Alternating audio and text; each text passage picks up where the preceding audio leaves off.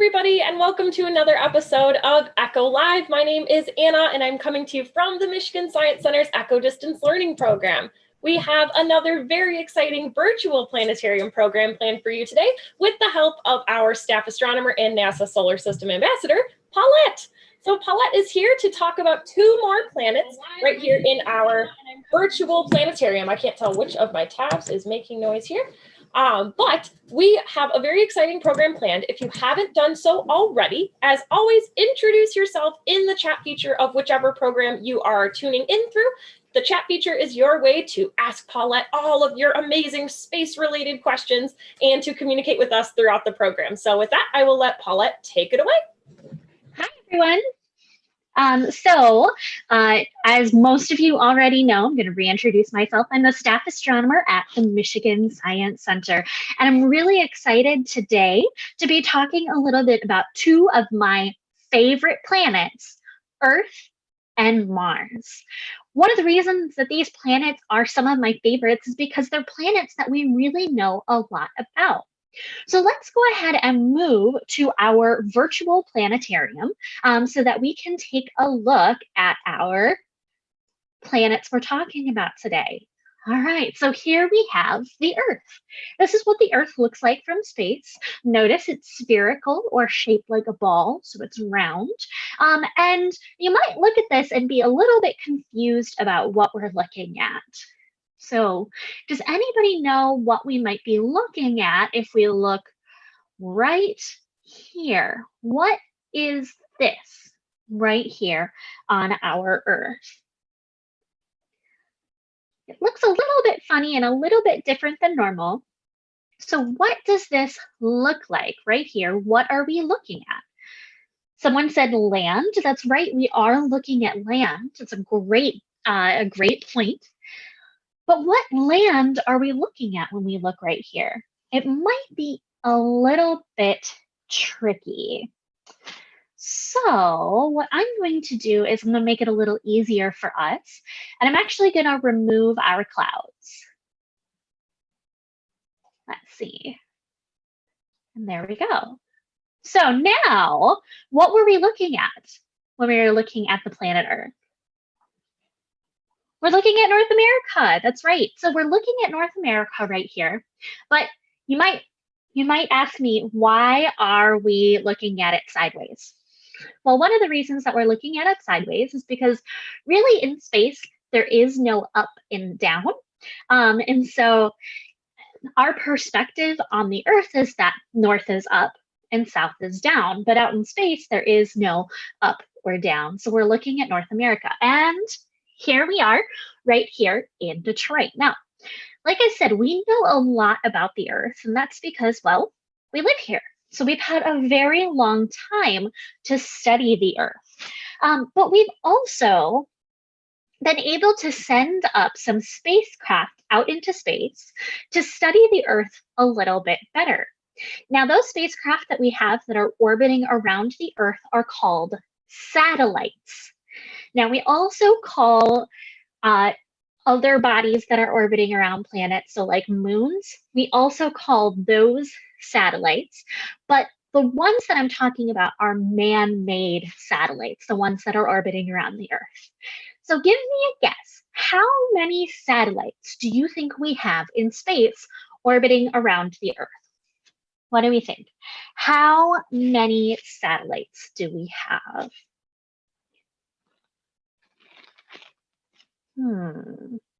How many satellites are orbiting around the Earth to help us study the Earth and all of the things around us? Somebody said 5 satellites. It's a really good guess. What do we think? How many? 20 satellites. That's another really fantastic guess. We've got another guess for 5, 20, 100.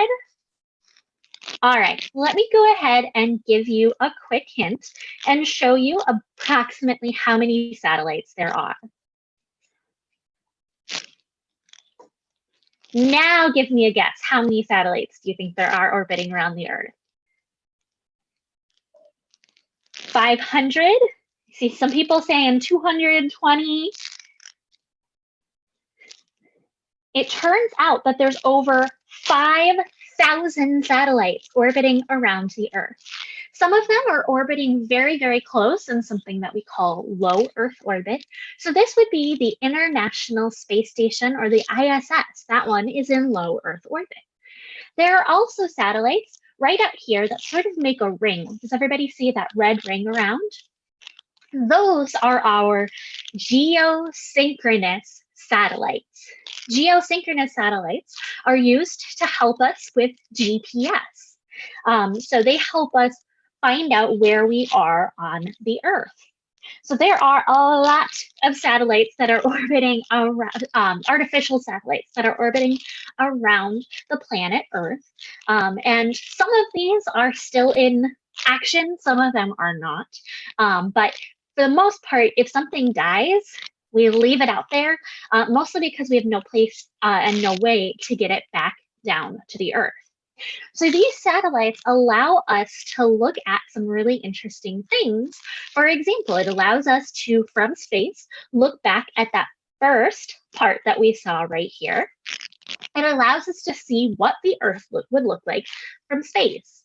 So these are actually real images that have been taken of the Earth and sort of stitched together to make what we can see right here. So we can see, North America.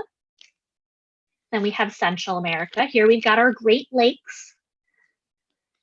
And if we go around, let's see, we can actually see a little bit more of the planet. And I know this is going to be just a little bit choppy. I apologize for that. And it's mostly because this program is very, very resource intensive that I'm using right here. And right down here, we can see South America. So for anybody that's wondering, the program that I'm using is called OpenSpace. It is a free software that you can download, but like I said, it is really resource intensive. And so we'll just take things a little bit slow, and I'll try to remember not to circle things. All right, so we have our Earth right there. And like I said, we've got our satellites that are orbiting around it. We have over 5,000 satellites up in our sort of low Earth orbit and really close to the Earth. And not all of them are in use right now, but some of them are. Now, somebody asked, can we actually see the satellites? And the answer is yes, we can. So when we look up into the nighttime sky, you might see a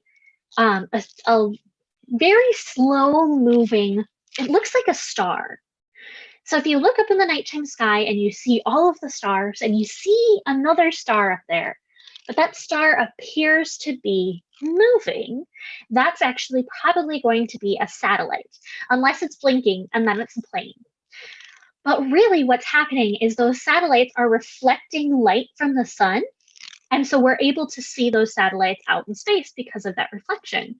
Some of the satellites do have some lights on them, but for the most part, they're just reflecting the sunlight. We can't see those tiny little lights.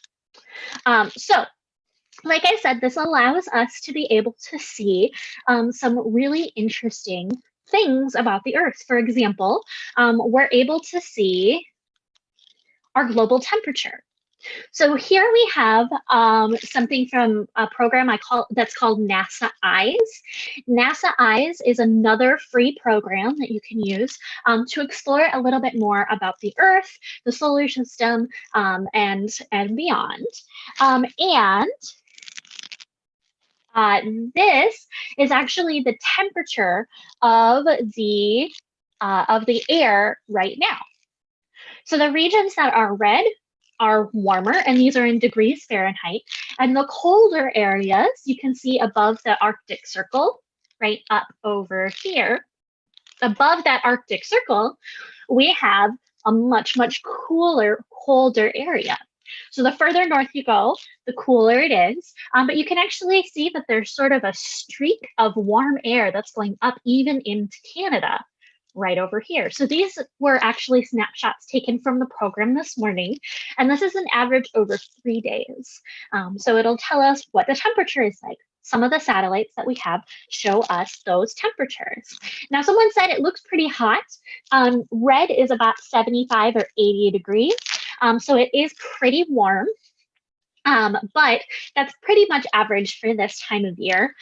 So if we were looking at this in the winter time, it would be much, much cooler, and we would actually see the blue ones. All right, so if we look at our next one, this actually tells us the amount of carbon monoxide in our atmosphere. So we have carbon dioxide in our atmosphere. Carbon dioxide is the stuff that we exhale. But we also have something called carbon monoxide, and carbon monoxide can actually be really dangerous, especially in high quantities.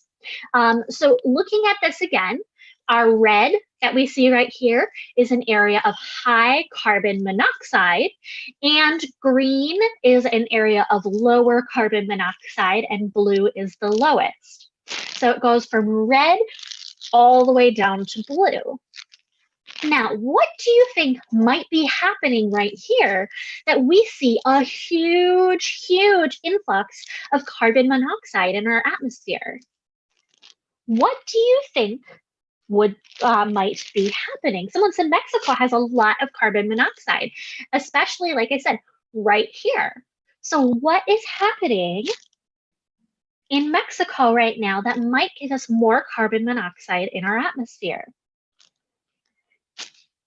There are actually fires happening in Mexico right now. And we can tell that by looking at, first of all, looking at the area in visible light so that we can see the smoke. And two, we can see it because of all of that carbon monoxide in the atmosphere. So we can see how things change over time by taking a look at it through these satellites. This one right here is something that we call our ozone, or our ozone layer. So we have higher ozone up here, lower ozone right down over here. Ozone is what keeps us safe from the sun. For example, most of the UVC is actually reflected mostly because of ozone.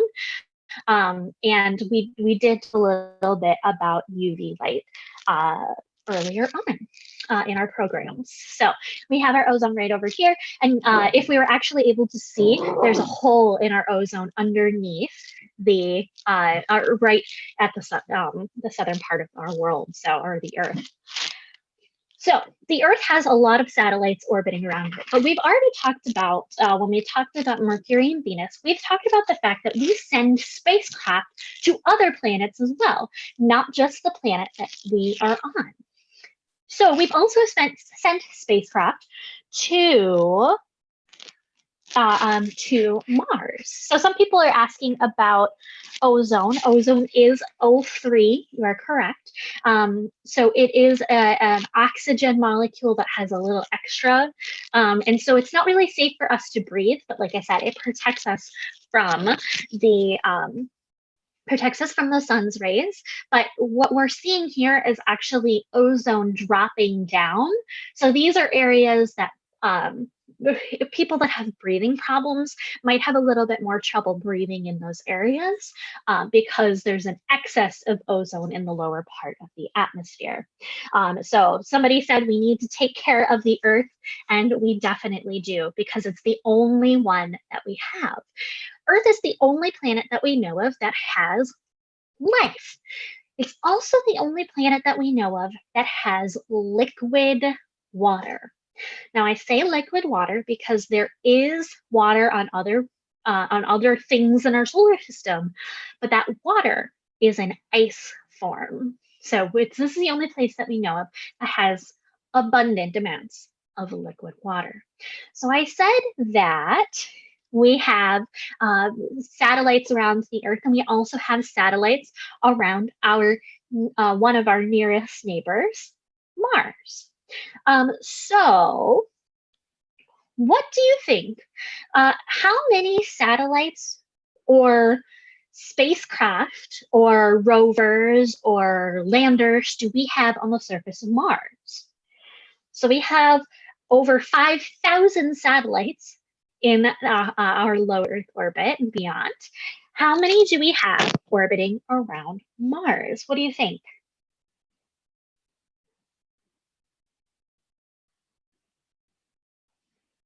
What do you think?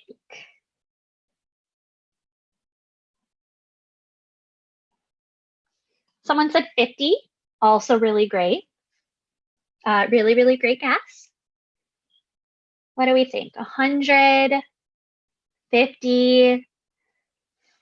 So because Mars is so much further away from us than our low Earth orbit, it takes a lot of fuel and a lot of science and engineering to get spacecraft to and around the red planet. Now, we have been able to get to and around the red planet, and these are all of the spacecraft and landers and orbiters that have tried. Some of them have not succeeded. For example, right here, this Russian satellite, Phobos 1 and Phobos 2, lost communication. We also have some over here that this one right over here, this Russian Mars 1M #1, both of them were actually destroyed upon launch. There are also some that crashed on the surface. So for example, Mars Polar Lander in 1999 crashed into the surface of Mars. So there are still a few orbiters around it, and there are also some rovers and landers on the surface. So there's really actually only a few that are on the surface of Mars or orbiting around it. So here we've got an example of our rover. So I don't know if you knew, but there are cars or rovers on the surface of Mars. We have Sojourner right over here. This is from NASA's Space Place, which is a free resource on the NASA website. And it talks about a lot of these missions. So right here we have Sojourner, which was the very first rover on the surface, and that was in 1997. Then we have Spirit and Opportunity. Those were those were landed on the surface in 2004. So unfortunately, these three robots or rovers are no longer roaming around the surface. They are kind of stuck.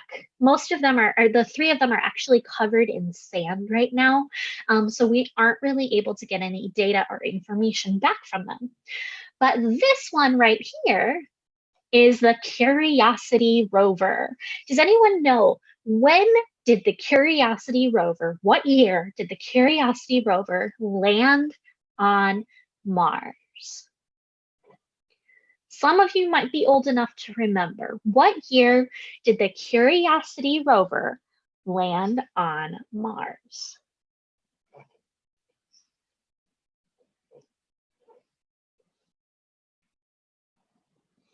Again, some of you might be old enough to remember this. Some of you might not be. But what year did Curiosity land on Mars? So 1967 might be a little too far back. I definitely don't remember that. Someone said 2008. We've got 2011. We also have somebody saying 2012. And that's correct. Those of you that are saying 2011, you are technically correct because that is when it launched, but it landed on the surface in 2012. So the Curiosity rover is about the size of an SUV. It's huge, and it's been roaming around the surface and getting lots of really interesting and cool data to bring back to us. There's another rover that we have on our image right here, and this one is not on Mars, at least not yet. Does anyone know the name of the brand new rover that's going to land in 2021? You might have seen it in the news recently. Does anyone know the name of the brand new rover that's going to be landing in 2021? Brand new rover, 2021. And it was just named recently and in the news. So for those of you that don't know, it's okay. I tend to watch a lot of space news, so I know what it's called. It's called Perseverance. It was actually named by a student. So there was a competition on naming the rover, and Perseverance won, and the student won the naming competition. So Perseverance will be landing, like I said, on the surface in 2021. But when we send these spacecraft to the surface of Mars, what do we have to be careful of? What could we do? What could we send on these spacecraft that we wouldn't notice? We can send bacteria. We could send viruses to the surface of Mars, and we definitely don't want to do that. So all of these spacecraft are actually cleaned very, very well. At least now. We started to think about it. A long time ago, not so much. But we were able to, we have a interplanetary protection squad or planetary protection squad that works for NASA, and they actually make sure that our spacecraft that we're sending don't have any particles or anything like that on them. All right, so let's actually use our planetarium, our virtual planetarium, to head to Mars. All right, so here we go. Let's head on over to Mars. And again, I apologize. It might be just a little bit glitchy when we're heading there. This program does take a lot of resources from my computer. It's even a little bit glitchy on my end. And we're going to head to the 4th planet in our solar system, the last of what we call our terrestrial planets, Mars. Now, Mars is red in color because it has iron oxide or rust in the soil. That iron oxide produces the red color that we see and allows the atmosphere, which I actually had up right here. Sometimes that atmosphere can get really dusty. And so I actually turned off our atmosphere so we can see things a little bit better.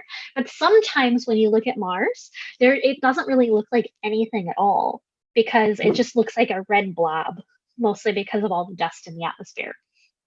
But if we take that away, we'll be able to see some of the features along the surface of the red planet. And one of those features is right over here, one of my favorites. This is called Valles Marineris. So this is Mariner Valley, not spaghetti. Valles Marineris, or Mariner Valley. It's a giant canyon, and it's sort of a crack in the surface. It's about 4 miles deep at its deepest point, and it would stretch all the way from the east coast of the United States to the west coast, which I think is pretty cool. If we look right over here, you can actually see the bump a little bit, but we're headed to Olympus Mons. This right here is the largest volcano in the solar system. It is about 5 times taller than Mount Everest. So it is really, really big. Tallest volcano in the solar system, taller than anything that we have on the Earth. Mars also has some features at its northern and southern pole. On the Earth, when we see these features, what do we call them? What do we call these features that we see on the Earth, on our north and south poles? What do we call these features that we see?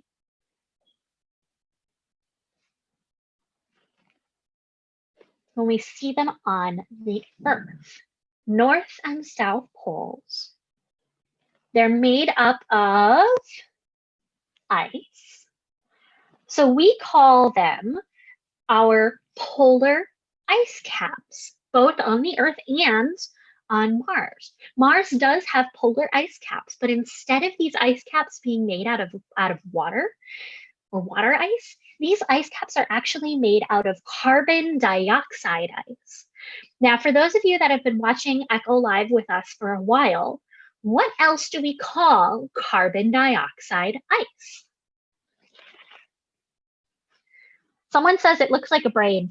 It kind of does, because that carbon dioxide ice is also swirled with some dust and some iron oxide. Oh, someone had a really good guess, liquid nitrogen, which is something that we've used on Echo Live before, but that's nitrogen that's put into liquid form. I'm looking for carbon dioxide that's been put into solid form.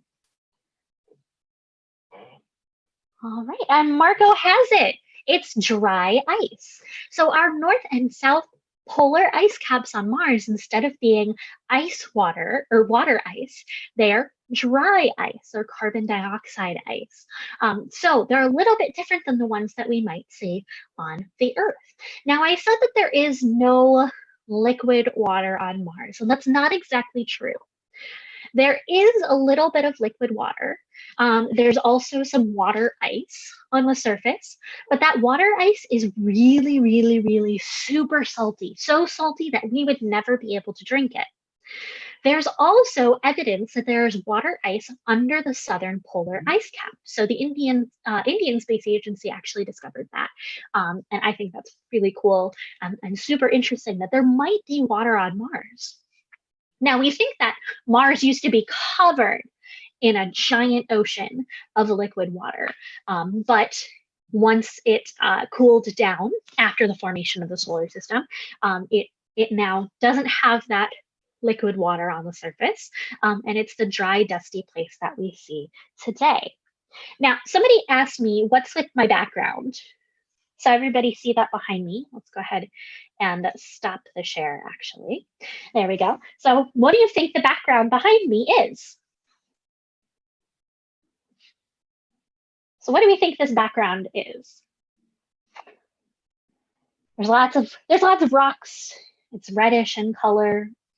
The sky is pink, which I think is pretty cool. Exactly, this is the surface of Mars. This one was actually taken with the Curiosity rover.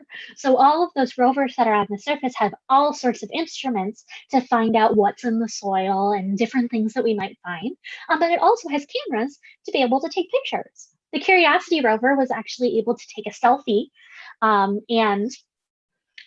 Also, fun fact about the Curiosity rover, after its first year on Mars, it actually sang happy birthday to itself. So a little bit of a sad, lonely part of being on a desolate place. But we may be able to make it to Mars with human beings someday. But for the most part, we're actually completely right now, the only things that are on the surface are robots and basically nothing else. All right, so does anybody have any questions about anything we talked about today? So any questions about the Earth or the satellites, Mars or the rovers? Do we have any questions today?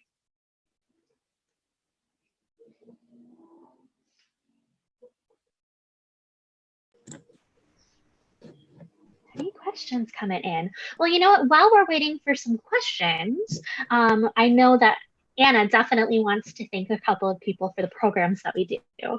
You know that I do. So as always, these Echo Live programs happen every weekday at 2:30. We're so excited that you joined us for another episode of Echo Live. These programs are free and will continue to be free to you because of our generous sponsors like Ford and Denso. My slide is not coming up here, but these programs are free. If you are enjoying them, we hope that you will share these on your page so that your friends and your family members that you're connected with on Facebook might be able to join us for a future program, like tomorrow, when we're going to come back and we're going to talk about some more physics right here on Echo Live. If you're looking for experiments to try at home, of course, visit the Michigan Science Center's website. We post all sorts of experiments and activity guides using materials that you probably already have at your house so that you're able to do science at home, even when it's not 2:30 p.m. and we're not right here on screen with you here for Echo Live.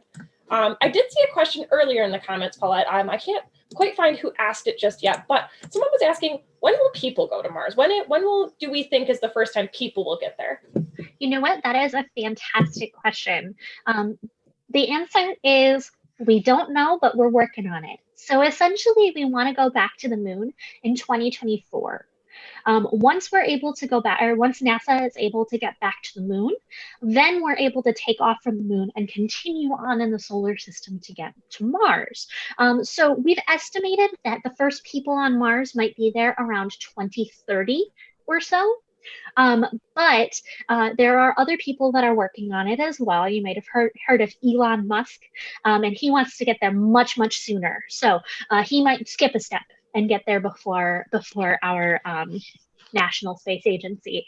But NASA has a project called the Artemis Project that they are working on right now. To learn more about the Artemis Project, definitely check out the NASA website.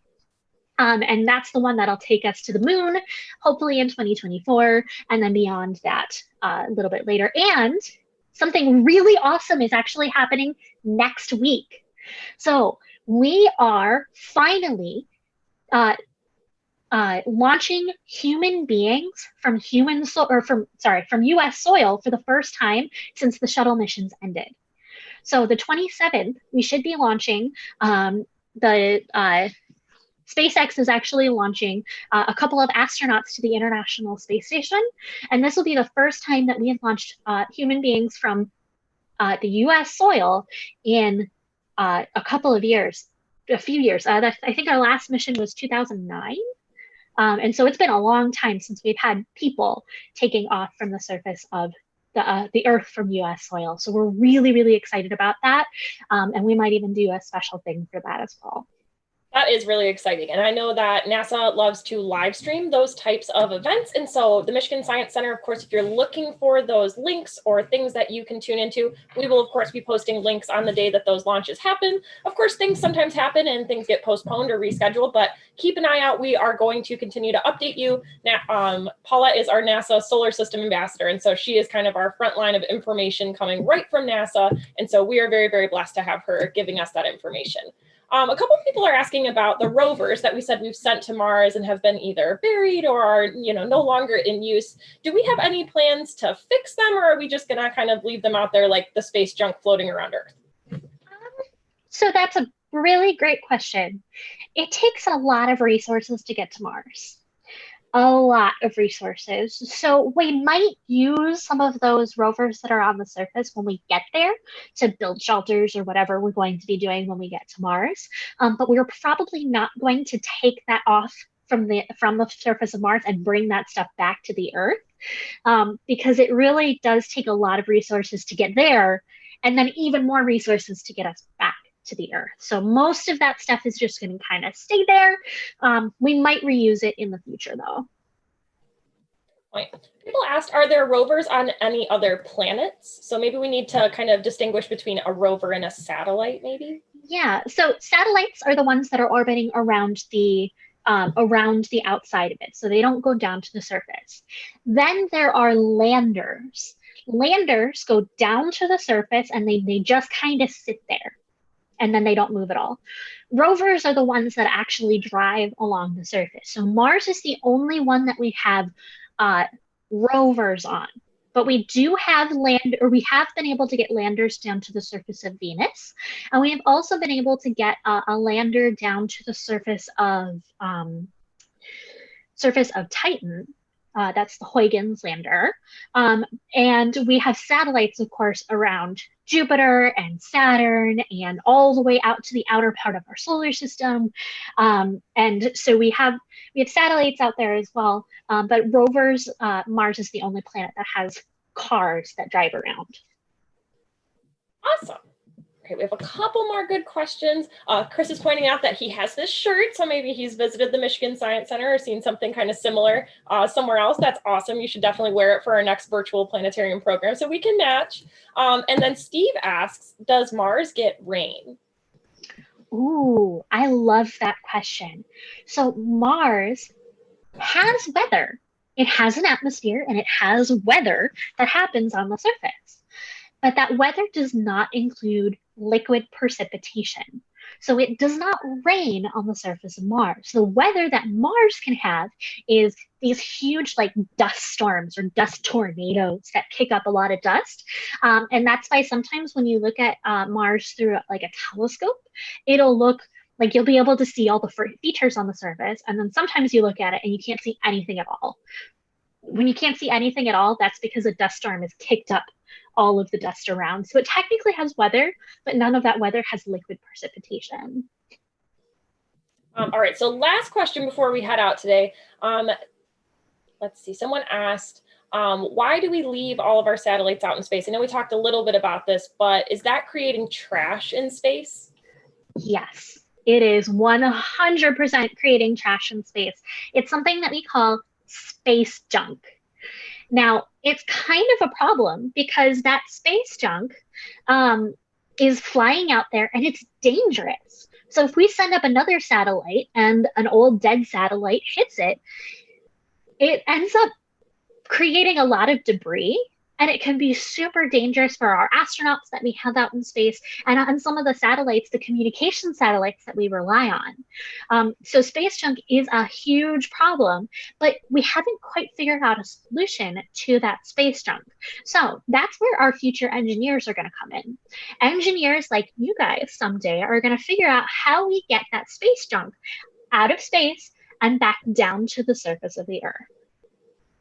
I do know that NASA and a few other space agencies have looked into blasting them out of the sky with lasers. I actually looked into this really, really heavily, but after a lot of research, trust me, I did my own, and I looked into what NASA decided. That they decided that's not a great idea because of exactly what Paulette said, that if we were to blast them out of the sky, instead of having one large satellite, which is pretty easy for us to avoid right now. We can steer around them and make sure we don't send astronauts into the path of these satellites. But if we were to blast them into tiny pieces, something very, very small, even the size of a quarter, when our rockets are moving that quickly, can be extremely dangerous. It could cause a critical malfunction. It could cause damage to the spacecraft carrying people or important cargo that needs to make it to the space station or even to the moon and to Mars as we keep exploring. So not quite lasers, unfortunately. That's probably not going to be the answer. But if you have an idea, talk to NASA or talk to Paulette, and she'll get you in contact with NASA to tell them about your really great idea.